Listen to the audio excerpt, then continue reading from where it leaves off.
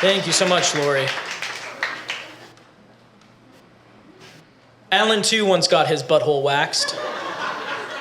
This inspired him to act in refreshing up the holiday cheer. Our next story. Houston, 1970, or How My Family Almost Started COVID from Scratch.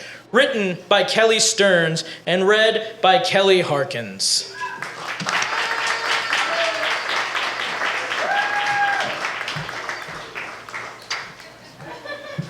Hi, y'all. We're about halfway through. You need to stand up and stretch. Go ahead and stand up and stretch for a second. Watch out for your neighbors, though. You don't want to touch them, though. They may not like it too much. Any moms out there? 4 moms? All right. Now, my mom is from Eastern Kentucky. And if that doesn't mean anything to you, it's where Loretta Lynn, the coal miner's daughter, is from. Yeah, woohoo.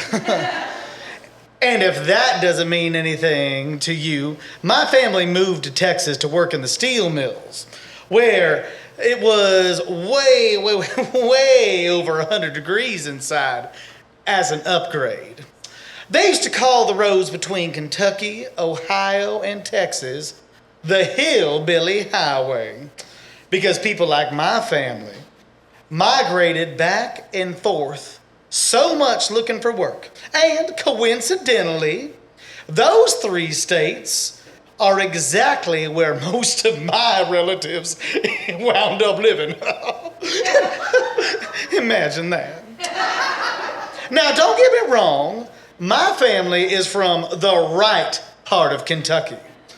Now, by right, I mean the right side of the map. But unfortunately, in Kentucky, the right side of the map is the wrong side of the tracks. If you fancy, you probably want to be for a little bit more to the left, because that's where your grandma is less likely to fix you up possum for dinner, and you might have a chance to go to college. Now, I grew up in Houston, but except for dealing with the traffic, I basically grew up back in Kentucky.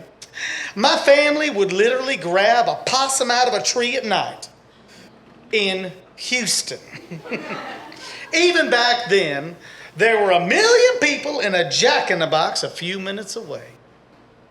Now, my family's policy was, now, a good hamburger at Jack-in-the-Box costs you a whole 25-cent piece. Tree food is free food. Who's hungry?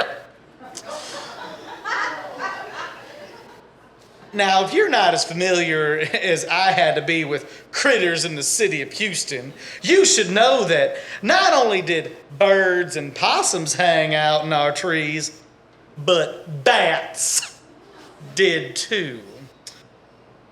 I am so lucky.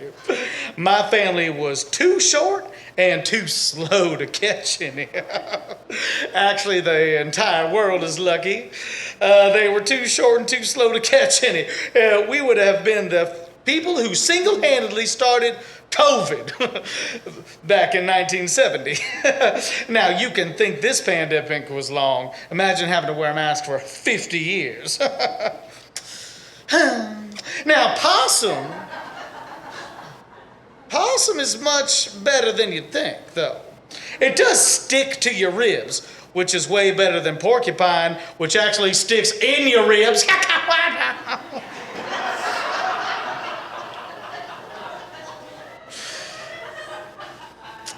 Now, as my mom grew older, she got a little snobby and became embarrassed by country things. Most people rewrite history. My mom has decided to rewrite the entire map of the United States of America. One day she said to me, "Well, I don't remember any Loretta Lynn from Kentucky. I would have known her family. Her people must have been from West Virginia." Because I guess that's where the real hillbillies are from. It didn't matter that Loretta Lynn was an amazing singer. She was still a hillbilly. or as people back then used to call themselves, a mountaineer, who grew up without much like my mom had. By singing songs about poverty in the hills and hollows, my mom thought she was making people look bad. But that wasn't all.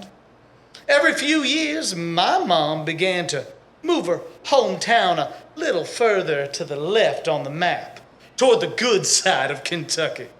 Back when I was a kid and tree food was free food, she was far outskirts of a small town called London, which, like I said, was toward the right side.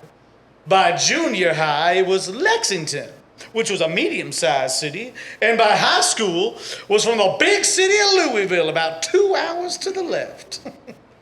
Now, she was trying to stop being geographically undesirable long before it even had a name for it. Most people jack up a mobile home and move it to a better neighborhood.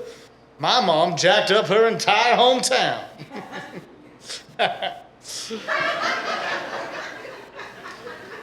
Still, my mother was clearly smart.